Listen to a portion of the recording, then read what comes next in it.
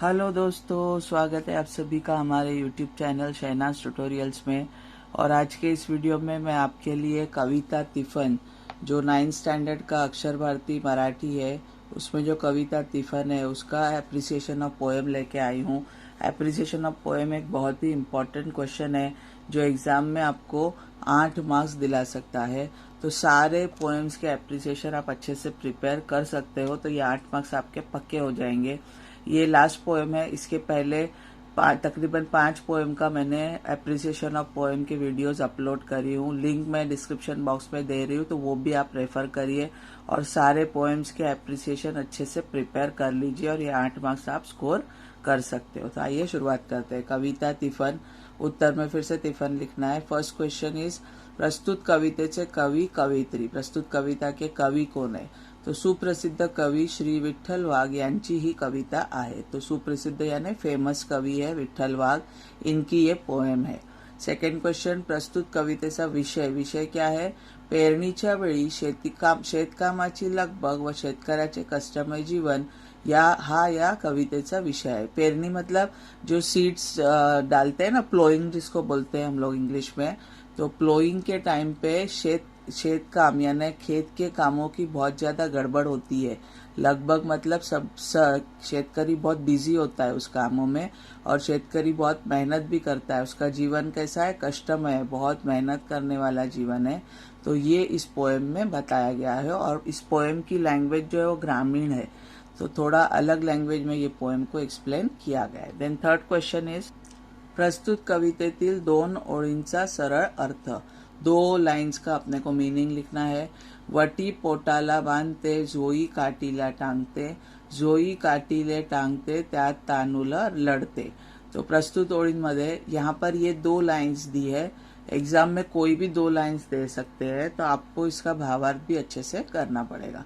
तो प्रस्तुत ओळींमध्ये पार्वती सारख्या असणाऱ्या शेतकरीचे करुण चित्र रेखाटले आहे। तो प्रस्तुत लाइन्स में पार्वती, शेतकरनी मतलब शेतकरी की वाइफ, तो शेतकरी की वाइफ को किसकी उपमा दी है? पार्वती सारख्या। पार्वती जो शंकर की बीवी थी उसकी उपमा दी है। तो पार्वती के जैसी जो शेतकरीण है उसका करुण यानी जिसपे अपने को दया आ जावे, ऐसा जो है कॅरेक्टर को बताया गया है। पोटाशी बांधलेल्या पदराच्या ओटीतून ती बियाणे हळूच तिफनात सोडते। तो पेट को जो उसने ओटी बांधी है, पदर मतलब साड़ी का जो पल्लू रहता है उसकी उसने ऐसे ओटी बनाई है। ओटी मतलब एक झोली जैसी बनाई है, उसमें उसने बियाणे यानी बीज रखे हैं और वो बीज को धीरे से तिफन में डालती है। तिफन एक औजार होता है जिससे जमीन को खोदा जाता है, प्लोइंग मशीन बोलते हैं इसको, जिससे जमीन को खोदा जाता है और उसमें फिर सीड्स गिरते हैं और फिर ऐसे करके खेती होती है। तो वो अपने पेट को उसने क्या बांधी है? पदर यानी साड़ी का जो पल्लू होता है उसकी झोली बांधी है। झोली में क्या है? बीज है और बीज वो कहाँ पे डाल रही है? तिफन के अंदर डाल रही है। जशी पदराची खोड तिच्या पोटाला आहे, जैसी पदर यानी साड़ी के पल्लों की खोड यानी झोली पेट को बांधी है, तशीच एक जोडी तिने झाडाच्या फांदीला टांगली आहे, त्या जोडीत तिचे लहान बाळ रडत आहे। तो वैसी झोली, जैसे पेट को जो झोली बांधी है वैसी एक झोली यानी छोटा सा झूला उसने पेड़ के फांदी को यानी ब्रांच को भी लटकाया हुआ है। तो मतलब पेड़ के ऊपर एक झूला बांधा हुआ है और उस झूले में, उस झोली में उसका छोटा सा बच्चा रो रहा है। लहान बाळ मतलब छोटा बच्चा, रडते मतलब रो रहा है, लेकिन फिर भी वो लोग किस काम में बिजी है? खेती के काम में बिजी है। देन फोर्थ क्वेश्चन, प्रस्तुत कवितेतून मिळणारा संदेश। ये पोएम हमें क्या संदेश देती है?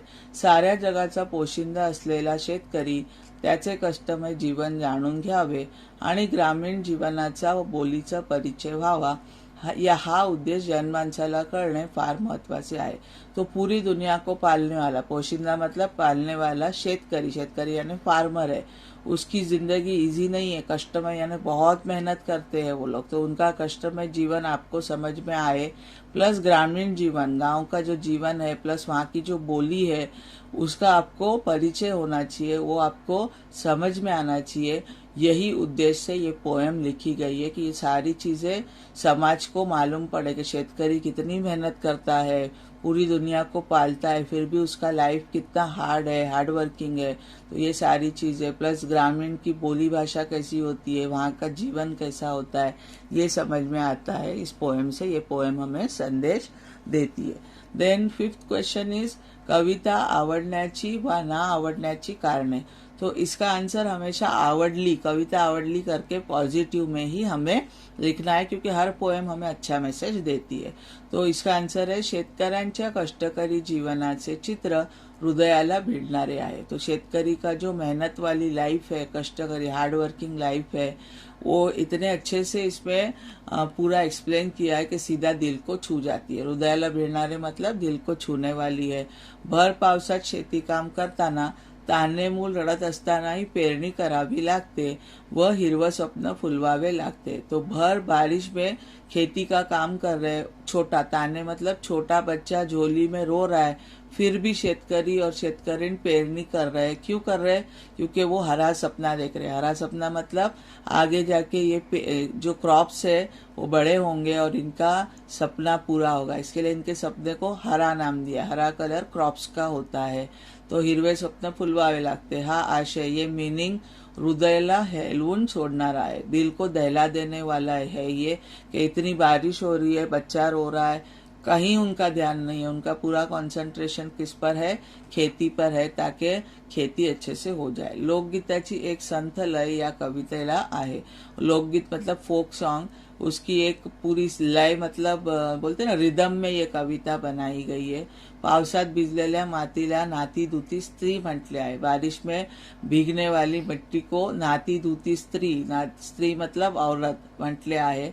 आणि काळ्या आईचे हृदय वर्णन चपकल शब्दात केल्यामुळे ही कविता मला आवडली। और काळ्या आईचे मतलब काली मिट्टी का, इधर आई मिट्टी को बोला है, और काली मिट्टी बहुत ही ज्यादा फर्टाइल होती है। तो काली मिट्टी का हृदय वर्णन, दिल से किया गया वर्णन, चपकल यानी एकदम अच्छे वर्ड्स में, इंटेलिजेंट वर्ड्स में किया है। तो ये कविता मुझे बहुत पसंद आई करके आपको आंसर लिखना है। देन 6th क्वेश्चन इज प्रस्तुत कवितेतील 4 शब्दांचा अर्थ। समानार्थी शब्द लिखने हैं। ढग, मेघ, मेघ मतलब क्लाउड्स, पोट उदर स्टमक, धरती भूमि हमारी जो धरती होती है, भूमि जमीन, वास सुगंध खुशबू। तो इस तरीके से ऑल 6 क्वेश्चंस मैंने आपको एक्सप्लेन की हूँ।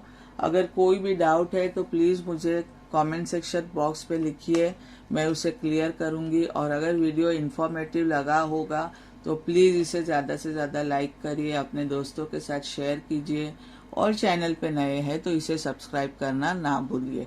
Thank you so much for watching.